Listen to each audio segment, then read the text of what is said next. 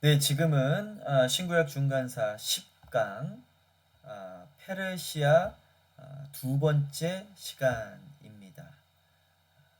페르시아에 본격적으로 들어가 보기 시작을 하는데요. 성경에서는 이 페르시아에 대해서 어떻게 이야기를 하고 있는지 한번 보겠습니다. 페르시아의 첫 번째 왕은 고레스입니다. 다리오 왕은 그 중간에 살짝 껴있는 다니엘서에 나와 있는 그 다리오 왕은 살짝 껴있는 왕이고요. 그리고 이제 에스라서에 보면 고레스의 왕에 대해서 아주 자세하게 설명을 해주고 있습니다. 이 에스라서는 음, 출바벨론이라고도 합니다. 우리가 출애굽기라고 부르죠. 애굽에서 나온 그 이야기를 출애굽기라고 하죠. 근데 요 에스라서를 또 다른 말로 출바벨론기라고도 이야기를 합니다. 그러니까 이렇게 어느 곳에서 나온 것이 이스라엘 역사에 두 번이나 있습니다. 하나는 애굽에서 나오고 또 하나는 바벨론에서 나왔다. 하나님께서 그들을 사랑하셔서 이렇게 그 세상에서 나오게 하셨다. 이제 예수님께서는 우리를 세상에서 나오게 하셨죠. 네, 그렇습니다. 그리고 세상에서 나오고 구별되게 살라고 하셨죠. 그걸 교회라고 부릅니다. 우리 에스라서에 보면 에스라 1장 1절에서 3절까지 읽어보면 이러한 내용이 있습니다. 바사왕 고레스 원년에 바사는 페르시아를 이야기하고 있죠. 고레스는 성경에서 발음이 그렇고 영어에서는 사이러스, 세계사에서는 키로스라고도 합니다. 자, 이제 바사왕 고레스 원년에 여호와께서 예레미야의 입을 통하여 하신 말씀을 이루게 하시려고 바사왕 고레스의 마음을 감동시켜 그가 온 나라에 공포도 하고 조소도 내려 이르되 바사왕 고레스는 말하노니 하늘의 하나님 여호와께서 세상 모든 나라를 내게 주셨고 이제 성경에서는 이렇게 고백을 하고 있습니다. 바사왕 고레스가 하나님께서 나에게 나라를 주셨다라고 고백을 했다라고 하는데 세상 역사에서는 말도 안 된다. 그런 거가 없다. 나중에 그런 내용들이 좀 담겨져 있는 게 나옵니다. 역사적으로 증명이 되어집니다. 자, 하나님 여호와께서 세상 모든 나라를 내게 주셨고 이 내용이 느부갓네살이 고백했던 것들과 비슷하지요. 나에게 명령하사 유다 예루살렘의 성전을 건축하라 하셨으니 그러니까 예레미야 이제 다니엘도 그렇게 보여줬겠죠. 예레미야서 100년 전에 있었던 하나님께서 예언해 놓으신 게 이겁니다. 그래서 당신에 대해서 예언해 놓은 것인데 당신께서 이 백성들을 이스라엘 백성들을 돌려보내서 하나님의 성전을 건축하셔야 됩니다. 그러니까 그러냐? 그래서 내가 그럼 건축하게 하리라. 그러고서 그 조서를 내리죠. 고레스 칙령이라고도 합니다. 자, 3절 이스라엘 하나님은 참 신이라 너희 중에 그의 백성된 자는 다 유다 예루살렘으로 올라가서 이스라엘의 하나님 여호와의 성전을 건축하라. 그는 예루살렘에 계신 하나님이시라. 4절입니다. 그 남아있는 백성이 어느 곳에 머물러 살든지 그곳 사람들이 마땅히 은과 금과 그 밖의 물건과 짐승으로 도와주고 그 외에도 예루살렘에 세울 하나님의 성전을 위하여 예물을 기쁘게 드릴지니라. 자, 이제 그 바벨론에 퍼져 살았던 이스라엘 사람들이 모여서 이제 예루살렘으로 돌아갑니다. 근데 이제 이런 거죠. 미국에 한번 오면 자녀들이 이미 여기서 영어권 나라 이 미국에서 교육을 받고 미국 문화에 적응이 됐기 때문에 한국으로 돌아가면 참 힘들다라는 이야기를 제가 많이 듣습니다. 그래서 불법으로라도 그냥 여기 계신 분들이 굉장히 많아요. 자녀들을 위해서. 지금 여기도 마찬가지로 이스라엘 사람들이 다 포로로 잡혀와서 바벨론에 있지만 돌아가라 해서 사람들이 이제 다 돌아갔을 거다라고 생각을 하시면 안 됩니다. 이제 논문마다 좀 다른데 5%만 돌아갔다라고 95%가 돌아간 게 아니에요. 5%만 돌아갔다라는 논문도 있고 또는 20%가 돌아갔다라는 논문도 있습니다. 그러니까 이제 중요한 것은 정확하게 얼마나 많은 숫자도 나오기는 나와요. 이 에스라서에 보면. 근데 그게 이제 5%냐 20%냐 중요한 것은 과반수 이상이 남았다라는 겁니다. 그 남은 사람들 이야기가 바로 에스더 이야기입니다. 자, 이제 그 에스더는 좀 나중에 나가는 걸로 하고요. 자, 이제 에스라서에 이제 그 고레스 왕이 이스라엘 사람들에게 이렇게 얘기된다. 이제 너희들 안 갈 사람들은 금, 은을 모아서 다 예루살렘으로 가는 사람들에게 주어서 그 돈으로 성전을 만들어라, 뭐 이렇게 세워라라고 명령을 내리죠. 이제 그 내용이 나온 것들이 이제 에스라서 1장을 읽어보시면 그 내용들이 나옵니다. 그래서 그 사람 에스라서에 보면 쭉 다 이스라엘 사람들이 예루살렘으로 돌아가지요. 그리고 그곳에서 성전을 짓는 이야기들이 나오는 게 바로 에스라입니다. 자, 그래서 제가 아까 전에도 말씀드렸듯이 세상 역사들은 이 역사가들은 무슨 고레스가 이스라엘 사람들을 그렇게 돌려보냈고 그리고 뭐 고레스가 하나님의 뜻이 뭐 언급을 하면서 운운을 하면서 이 사람들을 돌려보냈다 뭐 이런 것들은 뭐 나와 있지 않다 뭐 전혀 말도 안 되는 이야기다 그랬는데 그렇게 하고 있다가 이 고레스의 키루스 실린더라는 원통을 바벨론에서 찾았어요. 그래서 내용이 보통 이렇습니다. 고레스 실린더는 고대 메소포타미아의 바벨론 폐허에서 1879년에 이제 발견이 되어 주전 6세기의 것으로 추정이 되어지기는 하는데 현대 대형 박물관에 소장되어 있습니다. 그래서 그거를 이제 해석을 했는데 고레스 실린더는 고레스 대왕의 지시로 아카드 서령 문자로 실린더 모양의 토끼에 고레스 정책이 기록되어 있습니다. 이는 성경의 진실성을 입증하는 중요한 자료입니다. 그러니까 오랫동안 성경에 있는 내용 뭐 그렇지 않다, 뭐 니네들이 만들어낸 내용이다라고 하는데 그 내용들이 굉장히 이 고레스 실린더에서 사이러스 실린더에서 나오는 내용들과 굉장히 많이 똑같은 부분들이 있습니다. 그래서 그 부분에 대해서 더 이상 이제 사람들이 이야기를 못한다, 뭐 이러한 이야기가 있습니다. 그래서 고레스 실린더는 고레스가 나보니두스로부터 바벨론 제국을 빼앗으면서 주전 539년에 기록한 것으로 추정됩니다. 그러니까 538때 점령을 하고 539년에 기록한 그 다음 해에 기록한 것으로 추정이 되어집니다. 자, 역대하 36장 22절에는 이제 고레스에 대한 예언이 나옵니다. 뭐라고 나오냐면 바사의 고레스 왕 원년에 여호와께서 예레미야의 입으로 하신 말씀을 이루시려고 여호와께서 바사의 고레스 왕의 마음을 감동시키매 그가 온 나라에 공포도 하고 조소도 내려 이르되 바사 왕 고레스가 이같이 말하노니 하늘의 신 여호와께서 세상 만국을 내게 주셨고 나에게 명령하여 유다 예루살렘의 성전을 건축하라 하셨으니 너희 중에 그의 백성이 된 자는 다 올라갈지어다. 너희 하나님 여호와께서 함께 하시기를 원하노라 하셨더라. 그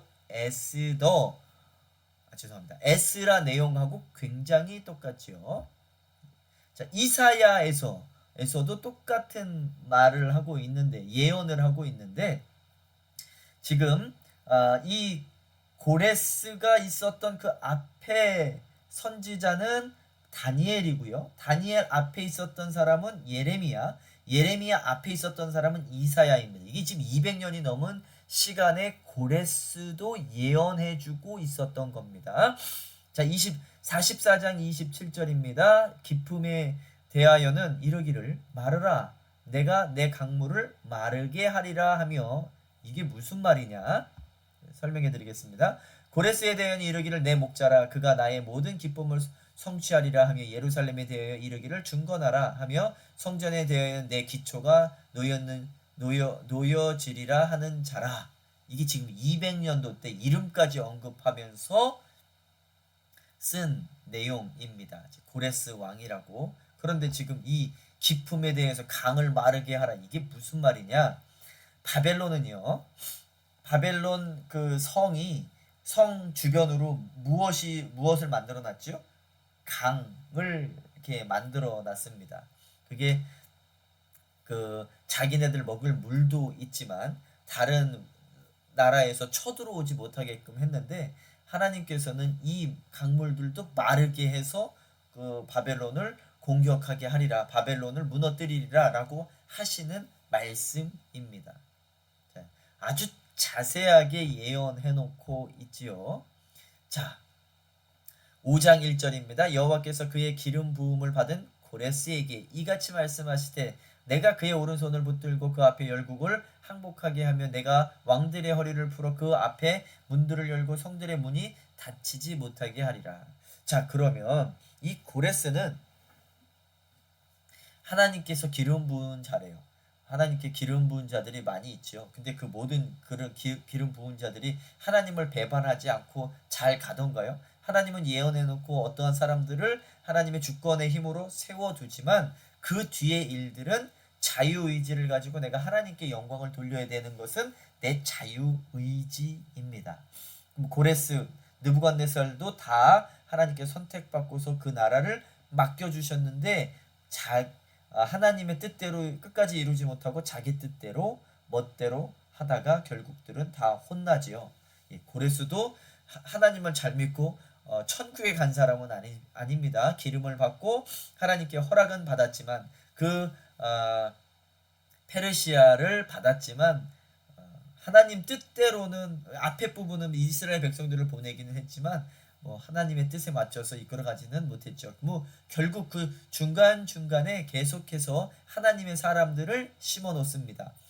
에스라도 그렇고 느헤미야도 그렇고 또 중간에 에스더도 또 갖다가 넣어놓고 하나님은 또 세상 역사도 이루어 나가시지요. 자, 2절 내가 너보다 앞서가서 험한 곳을 평탄하게 하며 논문을 쳐서 부수며 쇠 빗장을 꺾고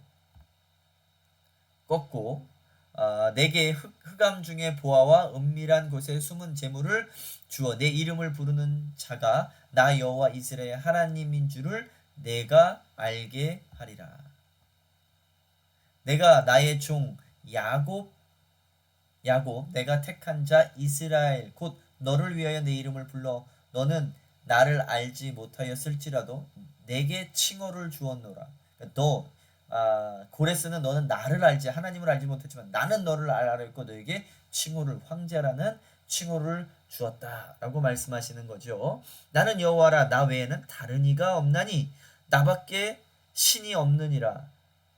너는 나를 알지 못하였을지라도 나는 내 띠를 동일 것이요.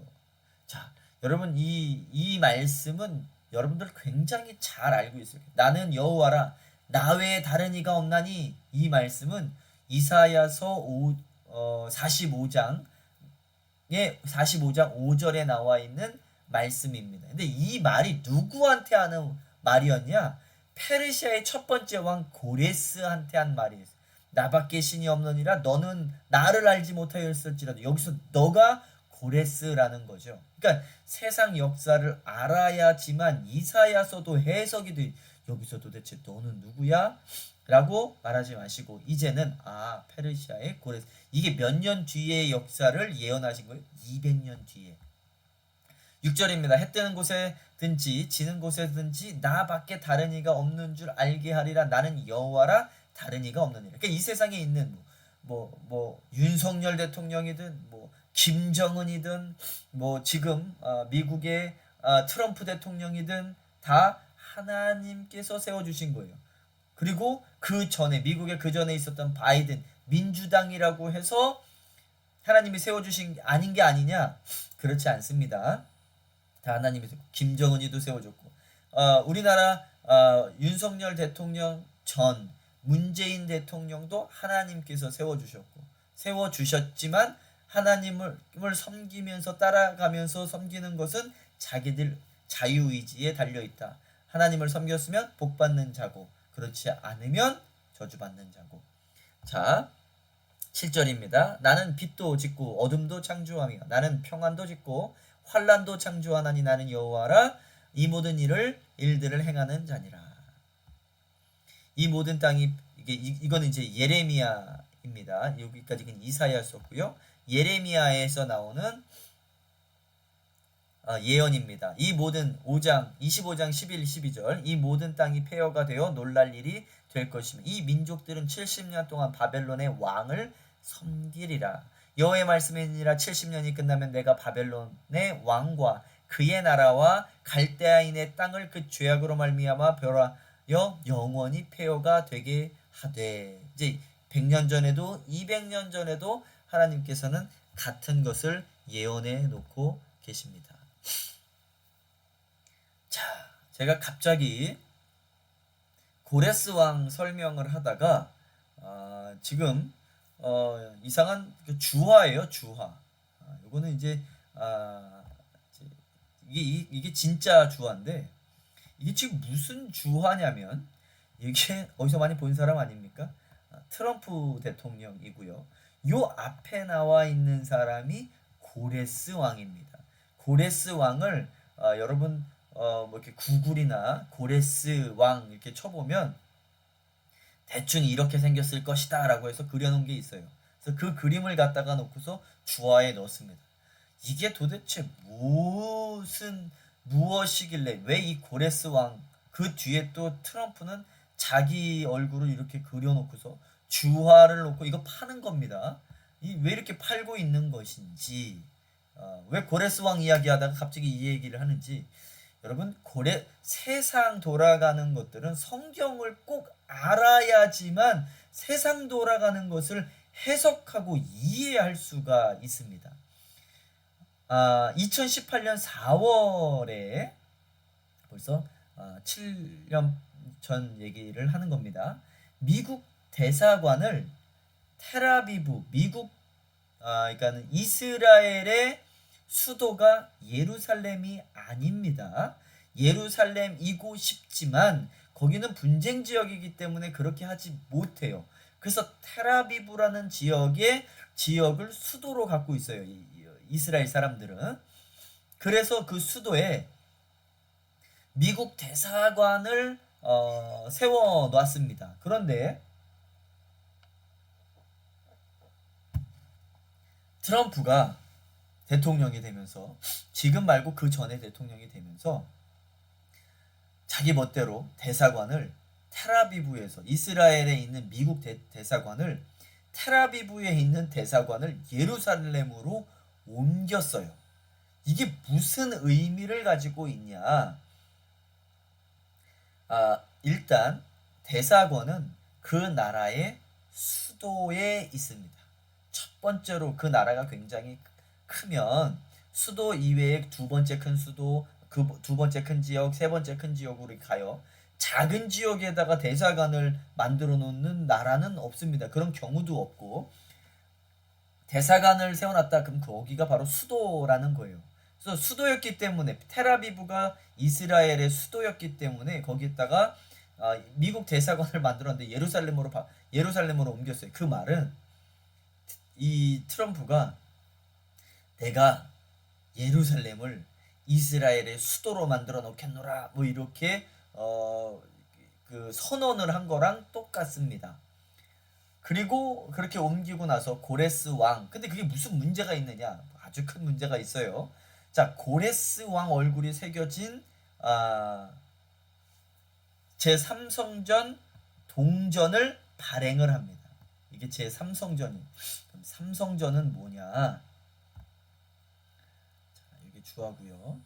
자, 말씀드렸듯이 2017년 12월 7일 날 트럼프 대통령이 예루살렘을 이스라엘의 수도로 수도로 선언을 해요. 그리고 그 다음에 텔아비브에서 예루살렘으로, 여기가 이제 이스라엘 가자지구 위에 텔아비브가 있는데 여기서부터 이쪽으로 쭉 가면 여기에 예루살렘이 있어요. 여기로 수도를 공식으로 옮겼어요.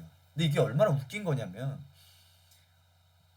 일본 수상인가요? 거긴 대통령이 아니고 일본 수상이 한국 수도를 서울이 아니라 평양으로 하겠다라고 선언을 하는 거랑 똑같은 거였어요. 근데 그럼에도 불구하고 우리는 이제 기분이 나쁘고 말도 안 되는 소리라고 하겠지만 이스라엘 사람들은 좋아했습니다. 뭐 예루살렘을 수도로 하고 싶고 예루살렘을 갖고 싶은데 거기는 지금 무슬림도 들어와 있는 상황이기에 거기를 섣불리 우리나라 수도다 그러면 전쟁이 일어나요. 그러니까 이게 분쟁 지역이기 때문에 거기는 세 나라가 뭐 나눠 가진 곳이다. 그래서 거기는 어떠한 나라로도 속해 있지 않다라고 공식 선언을 해놓은 상태 전 세계적으로. 그런데 트럼프 대통령이 그냥 그렇게 해버렸어요. 예루살렘은 이스라엘 수도다. 그래놓고서 대사관을 텔아비브에서 예루살렘으로 옮겨놨습니다. 이게 얼마나 위험한 상황이냐면 트럼프의 선언이 국제법상 위반이에요. 이스라엘이 1917년에 벨푸어 선언을 통해서 1948년에 건국이 되어집니다. 우리나라는 1945년에 대한 제국이 건국이 되어지죠. 조선에서 대한 제국으로 한국으로 3년 뒤에 이제 이스라엘 사람들은 나라를 찾는데 우리나라는 1945년에 이스라엘은 1948년에 이게 벨푸어 선언을 통해서 됩니다. 그러니까 이스라엘 사람들이 사실 요 전에 1947년 유엔이 분쟁 지역인 예루살렘에 특별한 국제 체제라는 독특한 지위를 부여를 해요. 그래서 예루살렘은 국제법상 어떤 나라에도 속해 있지 않다라고 합니다. 이제 그 전에 벨푸어 선언 전에 그 2차 세계 대전 때 영국이 돈을 얻기 위해서 무슬림들한테 돈을 이제 얻기 위해서 야 내가 니네 나라 찾아줄 땅 줄게 그러면서 이스라엘 그 중동 팔레스티안 그 예루살렘 그 유대 지역을 니네 가져 해놓고서 그 다음 또 몇 년 뒤에 이렇게 이스라엘에게도 벨푸어서 2차 세계 대전에 돈을 좀 받아야 돼. 돈이 없 전쟁은 돈이잖아요. 근데 돈이 없으니까 영국이 또 유대 사람들한테도 야 돈 좀 빌려 돈 좀 줘. 그래서 그러면 너 뭐 줄래? 내 나라 찾아줄래? 그 이스라엘 그 땅을 우리한테 우리나라로 해줘. 이렇게 합니다. 그래서 이러한 선언을 두 개를 다른 선언을 두 개를 해요. 그래 나서 여기가 분쟁 지역이 됩니다. 그래서 1981년에 유네스코가 이 지역을 요르단이 제안한 유적이라고만 표현을 했지 어느 나라에 속해 있다라고 이야기를 안 해놨어요. 자, 그래서 그런 이 상황에서 지금 트럼프가 7, 8년 전에 수도를 이스라엘의 수도는 예루살렘이다. 이렇게 이거 국제법상 위반이에요. 근데 그 왜 그렇게 했냐 이유가 있습니다. 여러분들 이제 이걸 좀 아셔야 돼요.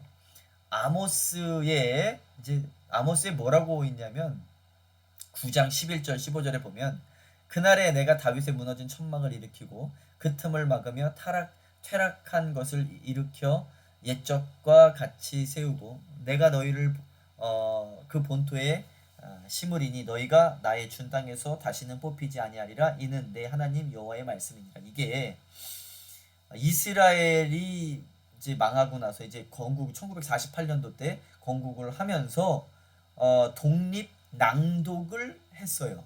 근데 독립 낭독을 하는데 하나님께서 우리에게 주시겠다라고 약속한 거를 다시 찾은 거다 하면서 아모스 9장 11절과 15절을 읽었습니다. 이 사람들 대단한 사람들이죠. 자, 여기가 어떠한 곳이냐면 지금 예루살렘에 있는 예루살렘 성전이 있던 곳이에요. 근데 요 예루살렘 성전을 빼앗기고 나서 예루살렘 성전이 언제 세워지냐면 예루살렘 성전이 다윗이 세운 거죠. 결국 다윗이 못 세우고 솔로몬이 세우는데 그 성전은 누구를 예표하고 있냐면 예수님을 구약에서는 예수님을 예표하고 있는 게 네 가지가 있습니다. 사람으로 예수님을 예표해요. 모세, 아브라함, 다윗 이러한 사람들이 예수님을 예표하고 있죠. 사람으로 예표라고. 두 번째는 시간으로 예표하고 있어요. 시간은 뭐냐? 7절기라고 있죠. 유월절, 무교절, 초곡절, 오순절, 나팔절, 속죄일, 장막절, 그것들이 다 예수님을 예표하고 있는 겁니다. 굉장히 중요해요. 그 예표가 왜 중요하냐? 예수님이 계속 오실 수는 없잖아요. 2000년 전에 한 번 오셨는데 계속 오실 수는 없잖아요. 그러니까 예수님 오시기 전에 예수님이 예표되는 사람과 시간과 공간들을 먼저 주신 거예요. 그걸 보고 기준점을 보면서 따라오라고. 자, 그래서 이제 예표를 보내주시는데 이제 어, 시간적인 예표도 있고 사람적인 예표도 있고 또 사물적인 예표도 있어요. 예수님은 반석이라 돌을 가지고 예수님이라고 이야기를 합니다. 반석이다. 그리고 예수님은 생명의 빵이다. 빵을 가지고 예수님이라고 이야기도 하고 또 생명수다. 물을 가지고 예수님이라고 이야기를 합니다. 이제 거기 이제 사물적인 예표예요. 그다음에 공간적인 예표가 있는데 공간적인 예표는 제일 처음에 에덴 동산이 예수님을 상징해주고 있습니다. 에덴 동산은 하나님이 계신 곳, 사람들이 구원받고 안전한 곳이 바로 에덴 동산이에요. 그러니까 하나님이 계시고 또 사람이 구원받는 곳이 바로 에덴 동산이었어요. 근데 이 에덴 동산에서 쫓겨나고 나서 하나님께서 이스라엘 사람들에게 애굽에 잡혀있는 종살이로 하고 있는 자들에게 모세를 통해서 이끌어내시죠. 출애굽을 하시죠. 출바벨론은 뭐라고요? 에스라서라고 제가 말씀을 드렸죠. 자, 그렇게 출애굽을 하면서 하나님께서 이스라엘 사람들을 광야에서 돌게 하면서 하나님이 계시고 그곳에서 예배하고 죄를 사해주고 안전한 곳을 허락하십니다. 거기가 뭐죠? 성막이에요. 성막. 근데 그 성막을 가지고서 이렇게 돌아다니고 있는데 그리고 이제 500년이 지나고 다윗이 자기의 멋들어진 집을 졌는데 하나님의 집은 얼마나 성막이 초라해요. 사실 성막이 텐트잖아요. 텐트. 그러니까 하나님 집도 짓겠다. 예루살렘 성전을 짓겠습니다. 그러니까 네 손으로 말고 아들 손으로. 그래서 솔로몬이 예루살렘 성전을 지어요. 그게 제1성전이라고 합니다. 그런데 말을 안 들으니까 너 약속 지켜라. 너 제사장 나라. 우리 앞에서 배웠죠. 제사장 나라 언약이 어디에 나오죠? 출애굽기 19장 6절, 7절, 8절에 나오죠. 너희들 제사장 나라가 돼야 돼. 근데 제사장 나라가 안 되면 레위기 26장에 보면 너희들 징계를 받을 거야. 첫 번째는 뭐 흉년이 들고 전염병이 들고 그리고 포로가 되어질 거야. 뭐 이렇게 이야기를 합니다. 그리고 나서 그 말 안 들으니까 북이스라엘은 아수르가 와서 멸망시키고 남유다는 바벨론이 와서 멸망을 시키면서 요 자리에 서 있었던 예루살렘 1성전을 무너뜨리죠. 그리고 다시 지금 페르시아 왕 고레스가 와서 너희들 성전 지어. 그리고 다시 성전을 지은 게 누구를 보내냐면 스룹바벨이라는 총독을 보내요. 그리고 제사장은 여호수아입니다. 그 모세 뒤에 여호수아가 아니에요. 1000년 뒤 사람입니다. 이 여호수아 제사장이랑 같이 가서 스룹바벨이 이스라엘 사람들을 다 이끌고 5%에서 20%의 사람들을 이끌고 와서 이 예루살렘에 성전을 짓는데 그 성전을 뭐라고 부른다? 제2성전 또는 스룹바벨 성전. 제1성전은 솔로몬 성전, 제1성전, 제2성전은 스룹바벨 성전. 뭐 이렇게 부릅니다. 그러면서 이제 또 500년 뒤에 예수님께서 그러죠. 사실 말라기 때 그럽니다. 누가 제발 저 성전 좀 닫았으면 좋겠다. 저 예배 저기서 드리는 제사는 똥 같다라고 이야기를 해요. 나 너희들이 드리는 예배는 안 받고 싶어. 왜요? 형식적으로 드리는 예배였기 때문에. 여러분, 형식적으로 드리는 예배는 하나님께서 안 받습니다. 여러분, 시간 맞춰가지고 11시 땡 하고 때우고 오는 11시 예배, 혹시나 형식적으로 드리고 때우는 예배면 죄송하지만 그딴 예배는 안 받습니다. 신령과 진정으로 드리는 예배만 받아요. 그래서 예수님께서 말라기에서에서 그래요. 그리고 예수님께서 이제 500년 뒤에 오셔가지고 저 예루살렘 성전을 무너뜨려라. 내가 3일 만에 세우리라. 그러니까 네가 뭔데 이게 지금 46년 만에 세운 건데 네가 뭔데 이걸 3일 만에 세우다고 하냐. 그러니까는 성경에 뭐라고 나와 있습니까? 요한복음에 그 성전인 예수님의 몸을 가리켜 말한 것이라 라고 이야기를 합니다. 그러니까 그 예루살렘 성전은 누구를 예표하고 있었던 거예요? 예수님을 예표하고 있었던 거예요.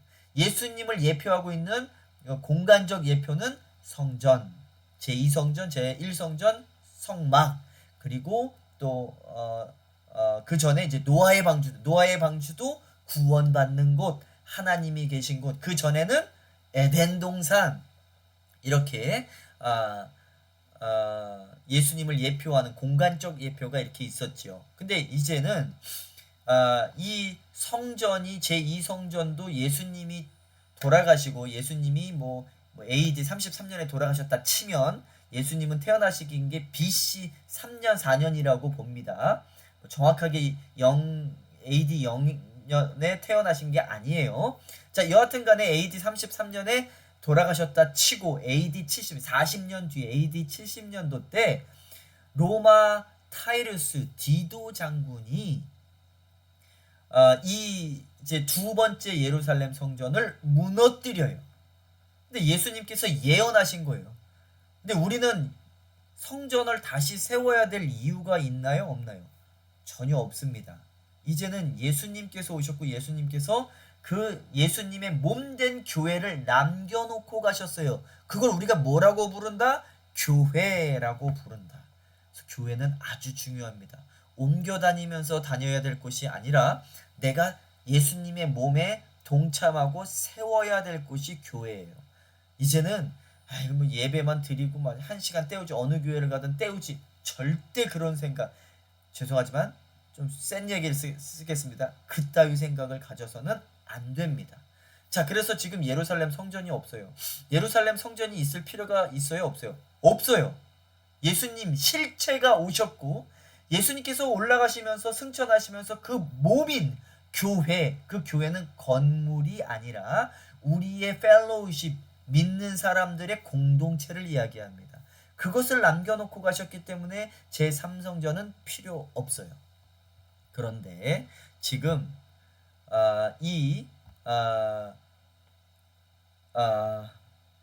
트럼프 대통령은 제3성전을 만들려고 해요.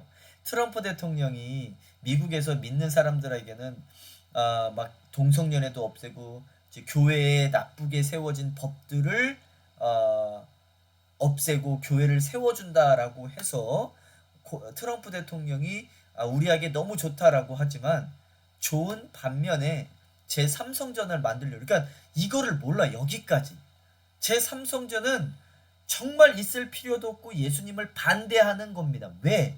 예수님의 이 성전의 실체인 예수님이 왔는데 또다시 구약으로 돌아가서 성전을 만들어 놓겠다는 거. 그 말은 또 다른 예수를 만들어 놓겠다라는 거예요. 아무런 필요가 없습니다.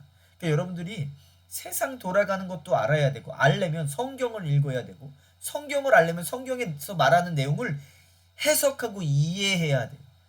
아무것도 모르고 그냥 설교를 들으면서 내 마음에 위로되어지는 것, 나 건강해진다라는 것, 나 물질이 많아진다라는 그런 복된, 세상에 복된 그런 설교를 듣고 싶어하는 그 설교 내용을 원하는 것 안 된다.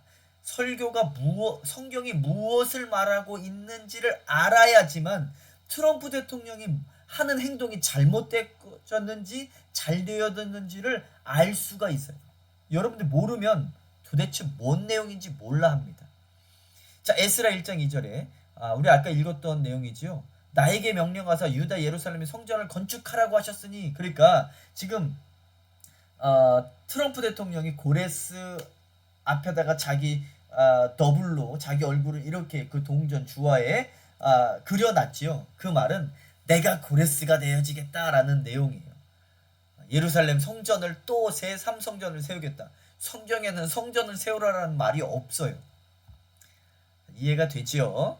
자, 이게 2020년도 9월 15일 날 도널드 트럼프 미국 대통령이 중재로 관계 정상화를 위한 합의인 에브라함 협정에 사인을 했습니다. 누가?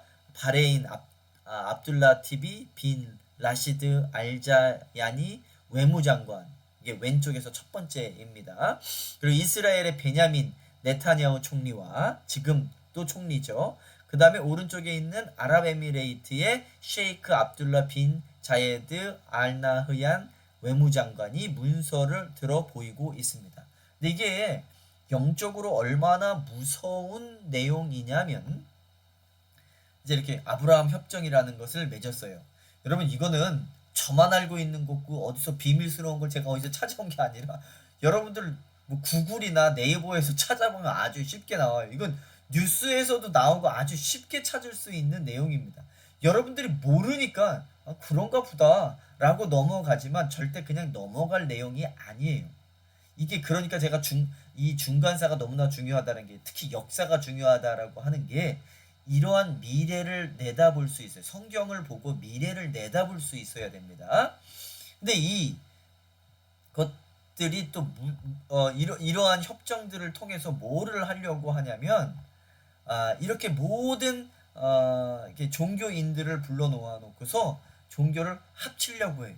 종교 평화. 그래가지고 기독교, 교회, 이슬람, 그래서 뭐 여기에 뭐 WCC도 갔다. 그러니까 어떤 분들은 WCC 그렇게 나쁜 사람들은 아닌 것 같은데, 여러분 그걸 역사를 공부를 해야 돼요. 그러니까 제일 처음에 WCC가 좋은 취지로 모였든지 그 이외에 지금 무슨 기도회가 이번에 최근에 한번 있었는데 그게 뭐 제일 처음에는 좋은 이유에서 만들어진 거다. 여러분 성경은 뭐라고 하냐면 나중에는 배도한다라고. 제가 그 부분도 제가 설명해 드릴 겁니다. 읽어 드릴 거예요. 베드로 후서에 나오는 배도할 것이다. 아니 처음에는 다 좋게 만들어졌지요. 모든 교단들이 지금 다 미국에 있는 모든 교단들이 동성연애로 열고 있습니다. 심지어 아직도 이러신 분들이 있어요. 동성연애가 나쁜 건가요? 자, 지금 그 얘기를 하자니 너무 길고요. 예, 하나님 뜻이 아닙니다. 그거 동성연애는 단지 동성연애로 끝나는 것이 아니라 하나님의 바이블에 대해서 반대하고 있어요. 정면으로 도전하고 있습니다. 동성연애는 동성연애로 끝나는 게 아니라 동물과 이제는 어린아이와 결혼하겠다 이러한 이야기도 나올 거고요. 이젠 동물과 결혼하겠다라는 이야기도 나올 거고요. 이제는 로봇과 결혼하겠다라는 이야기도 나올 거예요. 이거는 인간의 본성을 상실하는 겁니다. 그러니까 하나님께서 우리에게 주신 그러한 하나님께서 우리에게 주신 그 본성을 상실시키기 위한 첫 발걸음이에요. 동성연애는. 자, 이거 너무 이야기하자면 긴데, 자 이렇게 기독교 교회, 이슬람교, 모스크, 유대교 사원 등 세 개의 종교 예배 시설이 들어설 예정인데, 그러한 것들이 무엇이냐? 그 예루살렘 성전에다가 세울 것들입니다. 종교 통합을 이야기를 하고 있는 거예요. 이게 무엇에서 주도하고 있냐면 유엔에서 주도하고 있습니다. 자, 이런 가운데 이스라엘 아랍에미레이트의 수교를 기념하여 아브라함 평화협정 동전이 발행이 됩니다. 자, 그때 동전 뒤에 뭐라고 나와 있냐면, 여러분의 기부는 우리가 제3성전을 현실로 하는데 도움이 될 것입니다. Be a part of spreading the light and glory of the temple in Jerusalem to the world. Your donation will help us make the building of the third temple a reality. 라고 나와 있는데, 이게 번역한 게 이제 한글로 밑에 나와 있는 내용이지요. 동전이나 여러분 이 사이트에 들어가서 읽게 되면 이러한 것들이 나와 있습니다. 미국 뉴욕 쪽에 가면 이 동상이 있어요. 이게 뭐냐면 칼이잖아요. 그리고 망치로 치려고 합니다. 이게 이사야 2장 4절에 보면 그들의 칼을 쳐서 보습을 만들고, 이게 무슨 말이냐면 이사야 2장 2에서 4절 한번 읽어볼게요. 그가 열방 사이에 판단하시며 많은 백성을 판결하시리니 무리가 그들의 칼을 쳐서 보습을 만들고 그들의 창을 쳐서 낫을 만들 것이며 이 나라와 저 나라가 다시는 칼을 들고 서로 치지 아니하며 다시는 전쟁을 연습하지 아니하리라. 이게 예수님께서 오시면 이러한 일들을 하실 것이다 라고 하는데, 이러한 일들을 예수님께서 오시는 게 아니라 지네들이 모여서 이렇게 만들겠다 라고 하는 거예요. 꼭 성경 구절이니까 굉장히 이게 기독교적이다 라고 생각을 하겠지만 그렇지 않아요. 이 동상 밑에 이사야 2장 4절이 써져 있어요. 자, 또 하나 보여드립니다. 그 전에 이사야 2장 2절, 말일에 여호와의 전에 산이 모든 산 꼭대기에 굳게 설 것이요 모든 작은 산 위에 뛰어나리니 만방이 그리로 모여들 것이라. 3절입니다. 많은 백성이 가며 이르기를 오라 우리가 여호와의 산에 오르며 여호와의 야곱의 하나님의 전에 이르자 그가 그의 길을 우리에게 가르치실 것이라. 우리가 그 길로 행하리라 하리니 이는 율법이 시온에서부터 나올 것이요 여호와의 말씀이 예루살렘에서부터 나올 것임이니라. 이거 복음성가로도 나와 있지요. 이런 구절들을 자기네 멋대로 갖다 써놓고 자기네가 이 뜻들을 이루려고 합니다. 하나님께서 그런 것들을 원하지 않으세요. 이게 UN, 미국에 있는 UN 벽 앞에 써져 있는 내용이에요. 이사야 2장 4절. 참 굉장히 성경적이고 겉으로는 성경적이고, 그러니까 제 2성전, 1성전이나 2성전과 같은 거예요. 하나님께서 말라기서에 누가 제발 이 성전의 문 좀 닫았으면 좋겠다. 그래서 우리 2, 3년 전에 그 코비드 왔을 때 문이 3개월 동안인가요? 6개월 동안 이렇게 닫혀서 예배도 못 드렸잖아요. 저는 어쩌면 이런 생각도 해봐요. 하나님께서 우리의 예배가 너무 형식적이고 받고 싶지 않아서 3개월 동안 닫아 놓으셨는지, 그리고 너희들을 깨달으라고 말씀을 하시는 건지도 모르겠다라는 생각도 한번 해서 저는 그런 설교도 한번 해봤습니다. 성경을 알아야 돼요. 알아야지 우리가 어떻게 살고 있는지, 또 이게 무엇을 이야기하고 있는지, 또 이게 이렇게 써놓고 겉으로 보기에는 굉장히 성경적이고 복음적인 것 같지만 절대 그렇지 않다라는 것을 깨달으셔야 됩니다. 요게가 이제 트럼프 빌딩이에요. 그 앞에 세워져 있는 이 상이 이 상입니다. 트럼프 대통령은 트럼프 대통령 그 이 빌딩이에요. 요 빌딩에 뭐라고 써 있냐? 6666이라고 적혀 있어요. 666. 네, 요 사위 레어드 큐시너가 요거를 이제 담당하고 있는데, 이 주소도 이렇게 나와 있어요. 그런데 막상 쳐보면 여기서 뭘 하는지 아무도 모릅니다. 그래서 여기 이제 덴버 인터내셔널 에어포트 그 벽에 보면 이러한 것들이 이렇게 그려져 있는데, 이 무지개는 동성연애들을 상징하고 있는데 이게 꼭 트럼프 대통령 같죠? 그 다음에 칼을 쳐서 보습을 만들겠다 뭐 이렇게 이야기를 하는데, 요것도 성경을 가장한, 사랑을 가장한 연합입니다. 좋은 그림은 아니에요. 자, 이렇게 삼성전을 만들겠다. 이 동전 주화 좀 사주세요. 우리 제 삼성전 좀 만들겠습니다. 뭐 이렇게 이야기를 하는 겁니다. 자, 데살로니가 후서 2장 4절을 보면 이러한 말씀이 있습니다. 그는 대적하는 자이며 또 하나님이라고 불리우는 모든 것과 숭배받는 대상 위에 자신을 높여 하나님의 성전에 앉아 하나님처럼 보여 자신을 하나님이라고 하느니라. 이걸 우리가 문자적으로 읽으시는 분들은 세대주의입니다. 요한계시록을 문자 그대로 읽는 분들은 세대주의. 그러니까 이단들이 이 세대주의 해석을 갖다가 써요. 모든 이단들은 다 문자 그대로 해석을 합니다. 그렇다라고 해서 문자 그대로 읽는 것들은 다 나쁜 것이다 라고 이야기는 할 수는 없습니다. 그리고 상징주의가 있어요. 요한계시록은 상징적인 것이다. 근데 우리가 다니엘서를 읽어봐도 어떠한 꿈들이 나오는 게 그 다 상징적인 그 내용은 뒤에 숨겨져 있습니다. 사자가 나왔다라고 해서 사자가 나온 게 아니잖아요. 바벨론을 상징을 하고 있는 거죠. 상징적인 거잖아요. 요한계시록도 상징적으로 읽어야 됩니다. 그렇다라고 해서 제가 말씀드리지만 문자 그대로 읽는 것을 무조건 무시해서만 안 된다라고 제가 말씀을 드리는 건데, 이 문자 그대로 해석하시는 분들은 이 부분을 어떻게 해석을 하냐. 하나님 성전에 앉아 이제 제3성전이 세워지면 하나님처럼 보여 자신을 하나님이라고 하느니라. 그러니까 이 제3성전이 만들어지면 적그리스도가 나타나서 그 성전에 들어가서 내가 하나님이다 뭐 이렇게 이야기할 것이다 라고 말한다라고 하는 거예요. 데살로니가 후서를 그렇게 해석을 합니다. 근데 이게 다 맞다라는 건 아니지만 한번 들어보세요. 자, 불법의 비밀이 이미 활동하였으니 지금은 그것을 막는 자가 있어 그 중에 옮겨질 때까지 하리라. 불법의 비밀이 이미 시작하였다. 요한계시록에 보면 이제 13장부터 쭉 뒤로 읽어 나가 보면 큰 음녀, 큰 바벨론이 나와요. 그들의 이름이 뭐냐? 비밀이라고 합니다.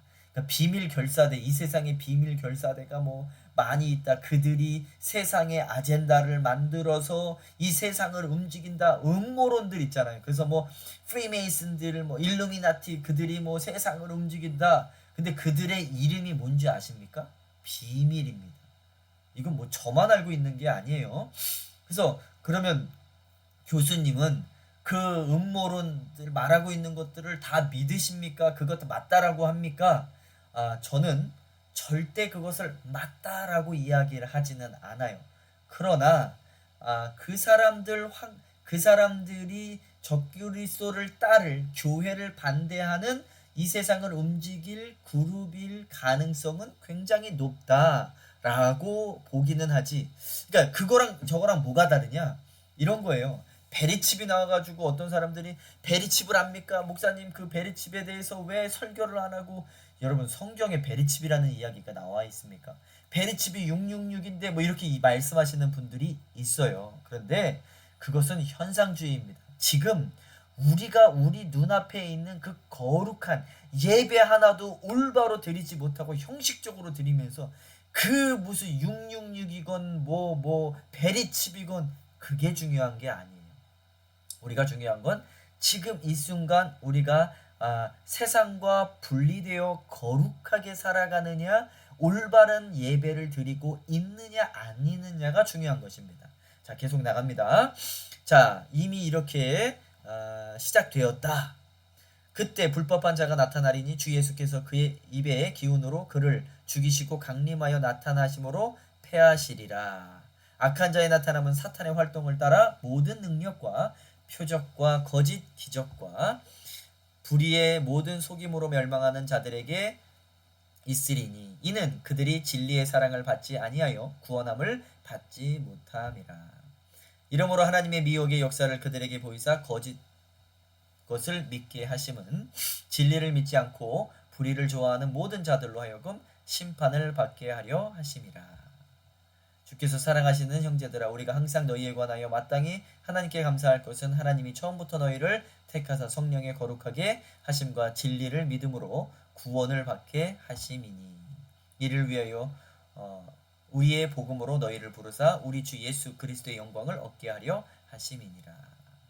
그러므로 형제들아, 굳건하게 서서 말로나 우리의 편지로 가르침을 받은 전통을 지키라. 우리 주 예수 그리스도와 우리를 사랑하시고 영원한 위로와 좋은 소망을 은혜로 주신 하나님 우리 아버지께서 너희 마음을 위로하시고 모든 선한 일과 말에 굳건하게 하시기를 원하노라. 마태복음 7장 15절에는 이제 마지막 때를 이야기하고 있는데 그 마지막 때는 어떠한 내용들이 나오냐? 거짓 선지자들을 삼가라. 양의 옷을 입고 너희에게 나아오나 속에는 노략질하는 일이라.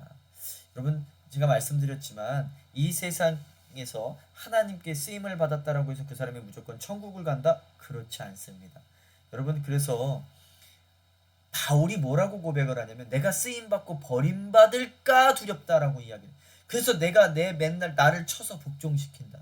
그래서 여러분 우리는 거룩하게 살아야 되는데 나는 뭐 나쁜 것도 보지 않고 나쁜 말도 안 하고 뭐 내가 살인을 한 것도 아니고 내가 무슨 사기를 친 것도 아니고 거짓말을 한 것도 아니고 이것뿐만 아니라 정말 하나님의 사람으로서 살아가고 있는지를 봐야 됩니다. 자, 그때 사람이 너희에게 말하되 보라 그리스도가 여기 있다 혹은 저기 있다 하여도 믿지 말라. 거짓 그리스도들과 거짓 선지자들이 일어나 큰 표적과 기사를 보여 할 수만 있으면 택하신 자들도 미혹하리라. 이제 적그리스도와 거짓 선지자가 일어난대요. 이게 요한계시록 13장에 짐승이 하나 나오는데 어디서 나오냐? 바다에서 나온. 또 한 짐승이 나오는데 어디서 나오냐? 육지에서 나온다. 그게 하나는 적그리스도, 하나는 거짓 선지자. 거짓 그리스도, 거짓 선지자입니다. 자, 그러므로 너희가 선지자 다니엘이 말한 바 멸망한 가증한 것이 거룩한 곳에 선 것을 보거든. 이게 아까 전에 베드로 후서에서 말한 것과 같지요. 그 성전에 적그리스도가 들어가서 내가 하나님이다 이렇게 이야기하는 것과 비슷한 내용입니다. 다니엘이 말한 바 멸망한 가증한 것이 거룩한 곳에 선 것을 보거든. 거룩한 곳은 하나님의 성전을 이야기하는 거죠.